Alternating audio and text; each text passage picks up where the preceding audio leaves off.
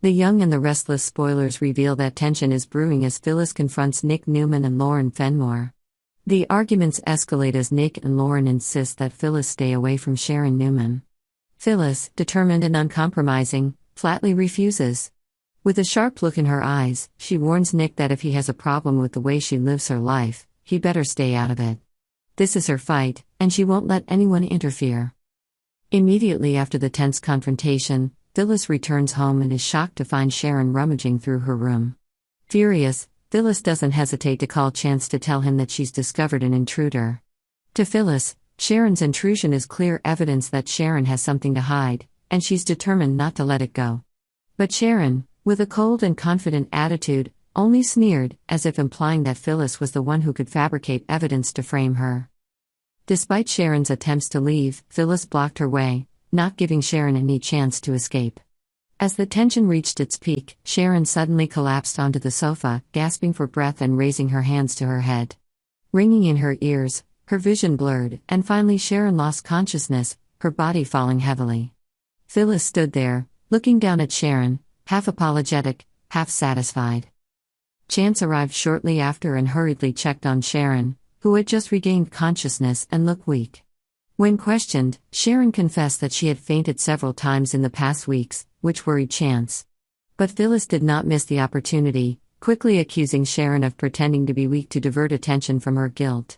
Sharon counters by frankly admitting to Chance that she came because she was afraid Phyllis would fabricate evidence, a confession that takes Phyllis by surprise.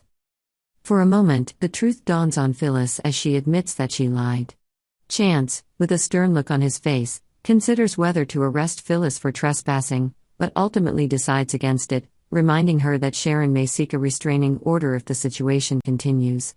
As Sharon leaves, Chance turns to warn Phyllis that if she doesn't stop, the consequences will be dire. The day begins with a bustling and joyful atmosphere as Abby Newman happily updates her mother, Ashley Abbott, on every detail of her wedding preparations. From the decor colors, to the guest list, to the special dishes, Abby shares everything with Ashley, who cannot hide her pride and emotion. In Ashley's eyes, her daughter's joy was also her joy, and she wanted this important day to be perfect for Abby. Not long after, Devin entered, carrying a special gift for the bride's mother. He gently handed Ashley a box containing heirloom jewelry from his grandmother. "We are all family now," Devin said with sincere eyes. "I want you to keep these mementos, so that they will always be a part of our family." Ashley was touched by Devin's thoughtfulness and thanked him from the bottom of her heart. These jewelry not only had material value but also contained the memories of those who came before, like a bridge connecting generations. Meanwhile, in another place full of power and ambition, Newman Enterprises, Victor Newman was preparing a big plan. He had received news of Jill's health condition, and in a surprise move, he planned to seize this opportunity to expand his empire. Victor knew that Jill might not run for Prime Minister again, and he quickly proposed a deal that was hard to refuse. "Sell it to me," Victor said confidently, "and I'll pay well above market value." Victor wasn't just after control, he wanted his wife, Nikki Newman, to take over, ensuring that the reputations and legacies of both Jill and Catherine Chancellor would be preserved. Nikki had the qualities and strength needed to sustain what Jill and Catherine had built, and Victor had absolute faith in his wife's abilities. When Victor offered an attractive figure, Jill couldn't hide her surprise and excitement. She realized that this might be a good opportunity for her to step aside peacefully and leave everything in the hands of someone who could maintain the value it had. At Newman Enterprises, a different atmosphere reigned.